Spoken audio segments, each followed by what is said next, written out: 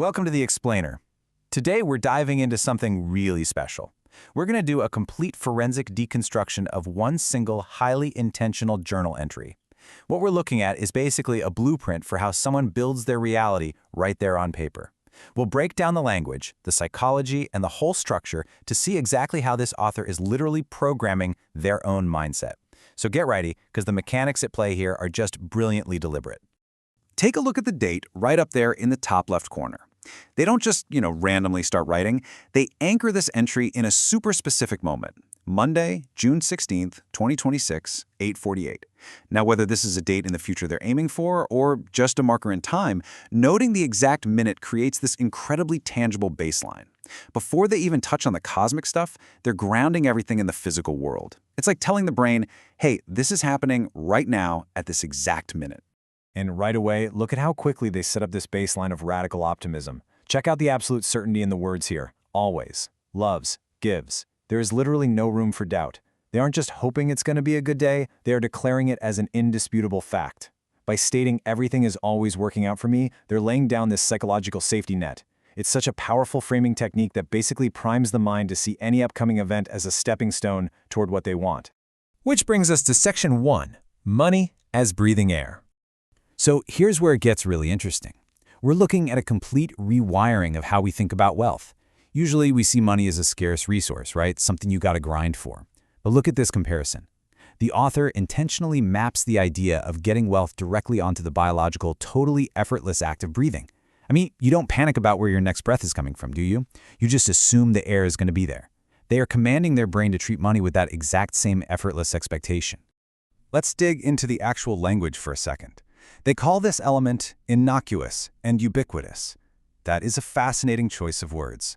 It completely strips away all the anxiety, the greed, and the stress we normally attach to money and just turns it into this harmless, ever-present background noise of life. It really reinforces the idea that resources are just a natural right, not some scarce commodity for a lucky few. Just imagine walking through your day with that kind of baseline assumption. Now, we pivot from the abstract to the highly tangible in Section 2, the specific financial ask. This brings us to a really cool phrase in the text, cooperative components. The author says that this month, the universe is actively gathering these components.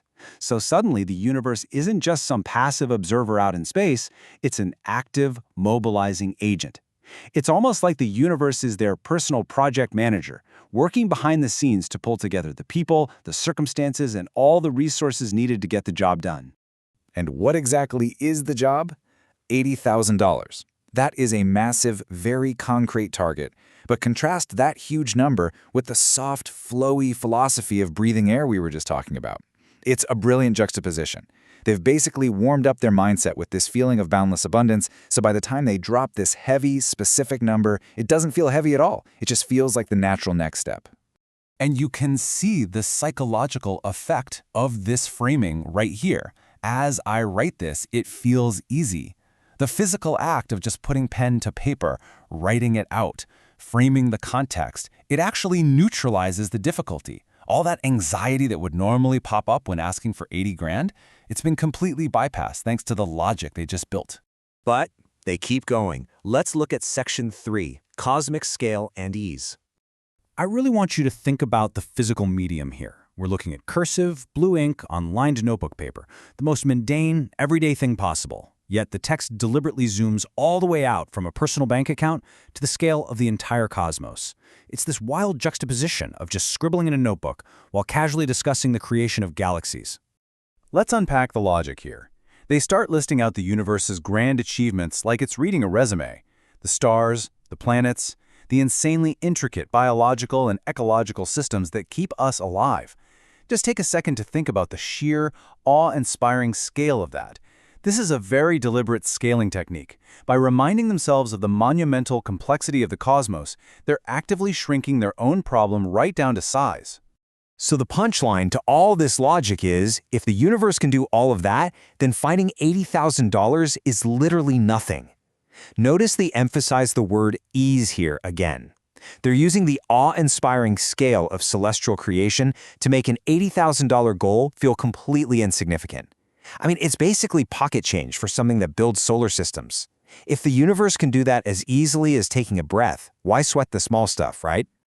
Which brings us to the climax of the entry in Section 4, the ultimate key.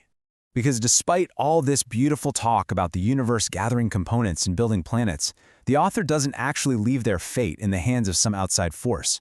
The real power source, the engine driving everything we've just looked at, is brought right back home. It is deeply, fundamentally internal. My focused thoughts are the key for me. What an incredible way to wrap this up. It reveals the ultimate takeaway here. The locus of control is entirely inside them.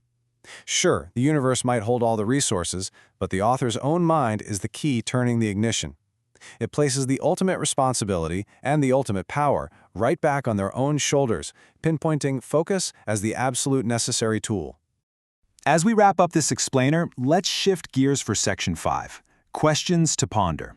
First off, think about that breathing metaphor. How would it genuinely change your day-to-day life if you viewed your personal resources, whether that's money, time, or energy, as ubiquitous and available as the air you breathe? Really take a moment to consider that. If you truly, deeply believed it was always there for you to just pull in, how much of your daily anxiety would just vanish? Next, try applying that cosmic scaling technique to whatever is stressing you out today. Think about your biggest roadblock right now. Got it? Okay, now put it next to the creation of the stars, the planets, and the entire ecosystem of Earth. When you frame it against the backdrop of the entire cosmos, does that challenge still feel impossible, or does it suddenly feel pretty manageable? And finally, I'll leave you with this. After seeing how deliberately and carefully this author programmed their own mindset on a simple piece of lined paper, are your own focused thoughts the key to shaping your reality? Are you directing your focus with that kind of fierce intention, or are you just letting the world dictate your mindset for you? Consider the tangible weight of your own thoughts. Thanks so much for joining me on this explainer. I really challenge you to sit with that question today.